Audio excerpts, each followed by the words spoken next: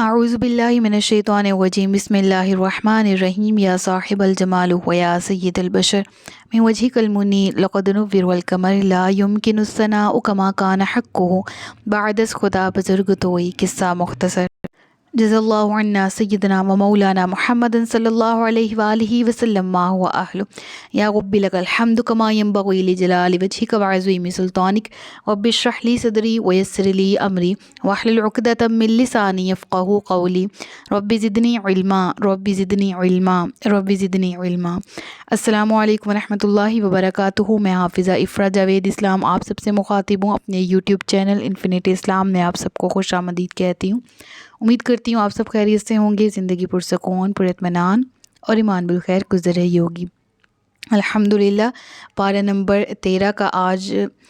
پہلا سبق ہے، اور گزشتہ سبق میں ہم نے پارہ نمبر 12 کا اختتام کیا اور 13 کی ابتدا تو بہرحال کر دی تھی، لیکن پروپر وے میں آج پارہ نمبر 13 کا پہلا سبق ہے، جس میں آیت نمبر 57 تک ہم نے گزشتہ اسباق میں سورہ یوسف کا پڑھ لیا تھا، اور سورہ یوسف کو ہی کنٹینیو کرتے ہوئے آیت نمبر 58 سے یہاں سے شروع کریں گے، جس میں اللہ رب العزت ارشاد فرماتا ہے، اور یوسف کے بھائی آئے تو ان کے پاس حاضر ہوئے، بس یوسف نے تو انہیں پہچان لیا اور وہ بھائی ان سے انجان رہے۔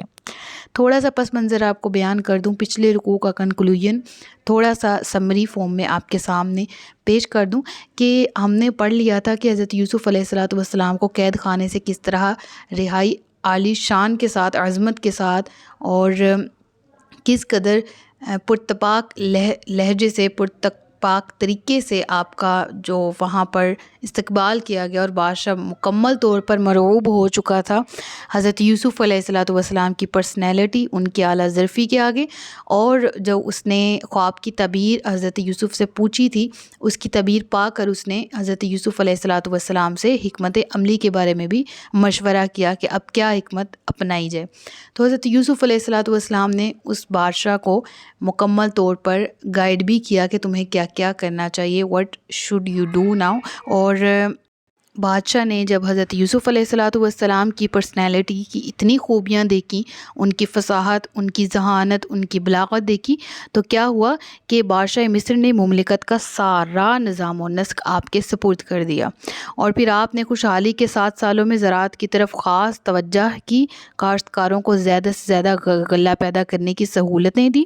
غیر آباد زمینوں کو بھی آباد کیا، پیداوار کی حفاظت کے لیے بھی خاص اہتمام کرتے رہے، بلکہ بڑے بڑے وسیع و عریض گودام بھی تعمیر کیے گئے جس میں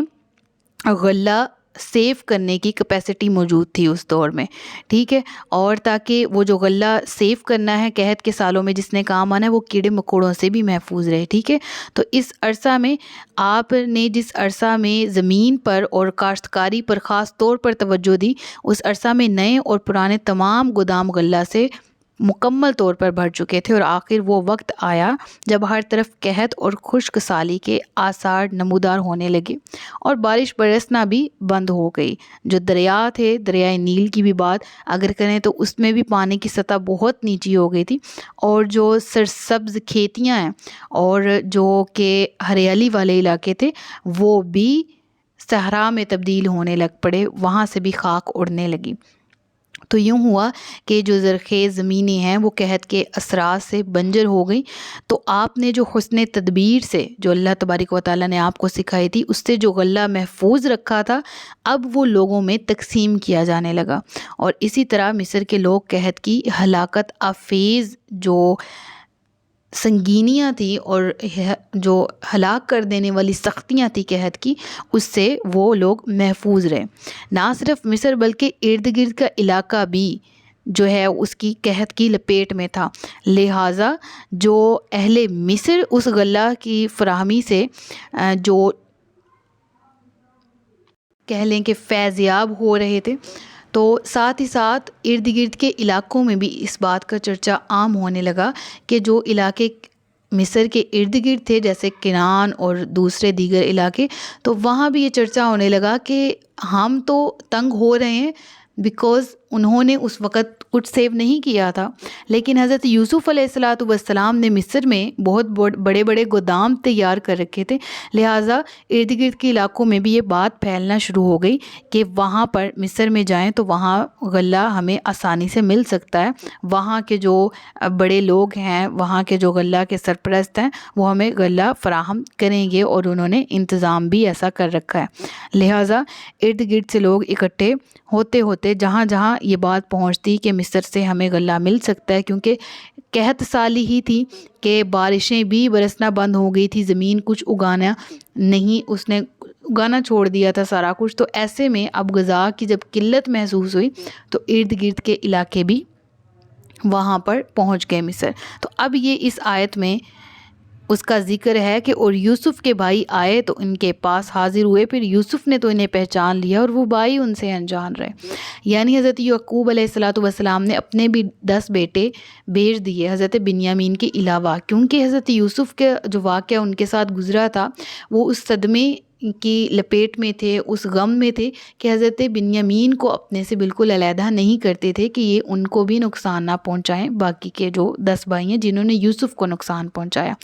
لہٰذا آپ نے ان 10 کے 10 بیٹوں کو مصر غلہ لینے کے لیے بھیجا۔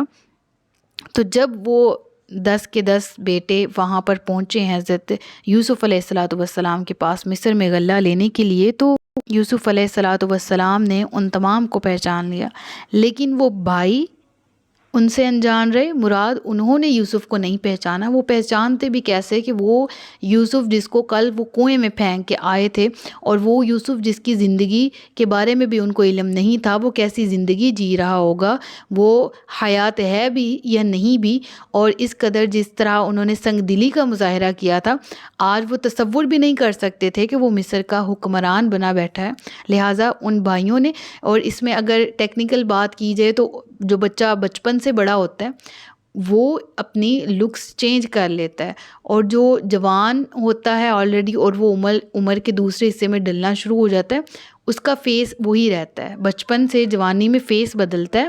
ٹھیک ہے، لیکن اس کے بعد فیس بدلتا نہیں ہے، البتہ اس میں تھوڑے سے آثار تبدیل ہو جاتے ہیں۔ لہٰذا اگر اس وے میں بات کی جائے تو حضرت یوسف علیہ الصلوۃ والسلام تو اس وقت بچے تھے، بڑے ہو گئے، جوان ہو گئے، اس لیے نہیں پہچانے گئے، اور دوسری یہ کہ ان کے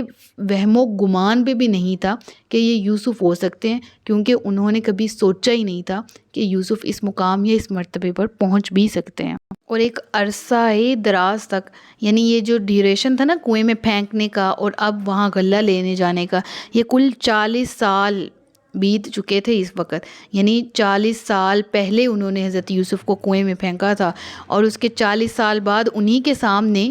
انہی کے دربار میں حاضر ہو گئے غلہ لینے کے لیے۔ تو اب اتنا لمبا ڈیوریشن تھا، لہٰذا ان کا یہی خیال تھا کہ یوسف کا تو انتقال ہو چکا ہوگا، ٹھیک ہے، تو اس طرح یعنی ان کا کنسیپٹ اور تھا حضرت یوسف کے بارے میں، اور حضرت یوسف نے جب انہیں دیکھا تو فوراً جھٹ سے پہچان لیا۔ تو یہ 10 بھائی ہی وہاں پر کیوں گئے تھے؟ تاکہ ہر کوئی اپنی فیملی کو سپورٹ کرنے کے لیے اور ہر کوئی اپنے حصے کا غلہ الگ سے لے آئے، ٹھیک ہے۔ تو جب کنعان بھی قحط میں گرفتار ہو گیا تو وہ تمام کے تمام اپنے بار برداری کرنے والے مویشی لے کے حضرت یوسف کی خدمت میں چلے گئے کہ وہاں پر غلہ کچھ حاصل کر سکیں۔ تو حضرت یوسف نے جب انہیں دیکھا، پہچانا، تو اپنے جذبات کو انہوں نے اس وقت بے قابو نہیں ہونے دیا، اور ایک اجنبی کی حیثیت سے ان کے گھر کے حالات دریافت کیے، اور انہی کی زبانی حضرت یوسف کو یہ بھی معلوم ہوا کہ ان کا ایک اور بھی بھائی ہے جسے وہ گھر چھوڑ آئے ہیں۔ یعنی حضرت یوسف ان سے بالکل عام انداز میں گفتگو کرنے لگے اپنے جذبات پر قابو رکھتے ہوئے، اور پھر انہی کے منہ سے نکلوایا کہ ان کا ایک بھائی یہاں پر موجود نہیں ہے جس کو وہ ساتھ لے کر نہیں آئے۔ تو آگے رکوع میں اگلی آیات پڑھتے ہیں، پھر اس کے بعد اس واقعے کو مزید آگے لے کر چلتے ہیں۔ تو جب یوسف نے ان کا سامان انہیں مہیا کر دیا تو فرمایا کہ اپنا ستیلا بھائی میرے پاس لے آؤ، کیا تم یہ بات نہیں دیکھتے کہ میں ناپ مکمل کرتا ہوں اور میں سب سے بہتر مہمان نواز ہوں؟ تو اگر تم اس بھائی کو میرے پاس نہیں لاؤ گے تو تمہارے لیے میرے پاس کوئی ماپ نہیں، اور نہ تم میرے قریب پھٹکنا۔ یعنی یہاں پر علماء فرماتے ہیں کہ ہو سکتا ہے کہ انہوں نے اپنا حصہ لینے کے بعد اپنے والد اور اپنے بھائی کے لیے بھی راشن طلب کیا ہو، اور حضرت یوسف نے پھر ان سے دریافت کیا ہو کہ وہ کیوں نہیں آئے، تو उस वक़्त उन तमाम भाइयों ने ज़िक्र किया हज़रत बिन्यामीन का और कहा हो कि हमारे बाप बूढ़े हैं और हम एक भाई को, उस बच्चे को जो सबसे छोटा है, हमने उसे अपने बाप की खिदमत के लिए छोड़ा है। ठीक है, तो इसी तरह उनकी ज़ुबान से हज़रत बिन्यामीन का ज़िक्र निकल ही आया। ठीक है, और इमाम राज़ी रहमतुल्लाह ताला अलैह ने भी यही बयान किया कि आखिर में आपने इन्हें रुखसत करते हुए फ़रमाया कि इस दफ़ा तो मैं तुम्हें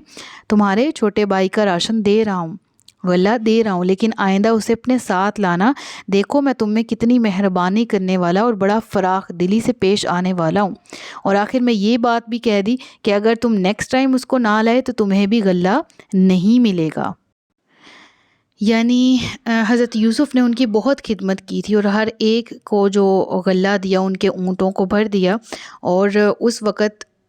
का ज़िक्र इन आयात में है कि उन्होंने कहा हम इसके बाप से इसके मुतालिक ज़रूर मुतालबा करेंगे, बेशक हम ज़रूर ये करेंगे। यानी हज़रत यूसुफ़ ने जब आगे से कहा ना कि अगर नेक्स्ट टाइम उसको साथ नहीं लाए तो तुम लोगों को भी नहीं मिलेगा और उसको लाजमी साथ लाना ताकि मैं उसको भी गल्ला दूँ। तो ये इस यहाँ पर ये भी रिवायात मिलती हैं कि आपने उनसे पूछा कि आप कितने बहन भाई हैं और आपका ख़ानदान कितना है, क्योंकि इसकी ख़ास निगरानी आपके ज़िम्मे थी गले की तकसीम की ना, और आप अपनी ख़ास निगरानी से ही गल्ला तकसीम करवा रहे थे हर शहर में जहाँ से भी जो भी लोग आते। तो उन्होंने कहा कि हम 12 भाई थे। तो हज़रत यूसुफ़ कहते हैं कि फिर बाकी के 2 किधर हैं? तो कहा कि एक जो है वो हमारे साथ जंगल में गया था और वहाँ हलाक हो गया। तो हज़रत यूसुफ़ ने फरमाया कि अच्छा अब तुम कितने भाई हो? उन्होंने कहा हम 10 हैं। 11वां कहाँ है? हज़रत यूसुफ़ ने फरमाया इसे भी मेरे पास लेकर आओ। तो उन्होंने कहा कि वो हमारे बाप के पास है। तो फिर उस वक़्त ये गुफ्तगू हुई थी कि हज़रत यूसुफ़ ने फरमाया कि अगर तुम इसको ले आओगे तो इसके हिस्से का 1 ऊँट का गल्ला ज़्यादा दूँगा। क्या तुमने नहीं देखा कि मैं पूरा नाप देता हूँ और कितना मेहरबान नवाज़ हूँ? फिर उन्होंने कहा हाँ, हम अब घर जाएंगे और इसका ज़रूर मुतालबा करेंगे अपने बाप से कि उसे हमें नेक्स्ट टाइम, यानी हज़रत याकूब अलैहिस्सलातु वस्सलाम से जाके कहेंगे कि बिन्यामीन को नेक्स्ट टाइम हमारे साथ ज़रूर भेजें। अब हज़रत यूसुफ़ ने ऐसा क्यों किया? कि वही हिकमत थी जो अल्लाह तबारक व तआला उन्हें सिखा रहा था अपनी फ़ैमिली से मिलने के लिए। ठीक है, और ये आगे जो जो वाक़यात हैं वो उसी हिकमत, उसी मशीयत इलाही के तहत हुए थे और हम पढ़ रहे हैं। और इससे ये भी बिलीव हमें मिलता है कि जो आज मामलात हो रहे हैं, जो हमारे साथ मामलात हैं, वो भी अल्लाह की हिकमत के तहत ही होते हैं। लिहाजा बाज़ औक़ात चीज़ों के वो वाले समरात जो हम नहीं चाह रहे होते, फॉर एग्ज़ाम्पल चीज़ों के ऐसे रिज़ल्ट जो कि हमने किया कुछ होता है, एक्सपेक्ट कुछ कर रहे होते हैं लेकिन हो कुछ जाता है समटाइम्स, तो हम नाउम्मीद हो जाते हैं और हम समझते हैं कि अब पता नहीं क्या होगा, या हम बिल्कुल ही हाथ पाँव छोड़ देते हैं और मेहनत करना छोड़ देते हैं। तो गिनती ज़ीरो से ही शुरू होती है। आप अपनी लाइफ को कभी भी दोबारा से सेटल डाउन करने के लिए कहीं से भी स्टार्ट ले सकते हैं और अल्लाह तबारक व तआला साथ है। जो होता है, जो करता है वो मालिक ही करता है। और इंसान के हाथ में क्या है? मेहनत।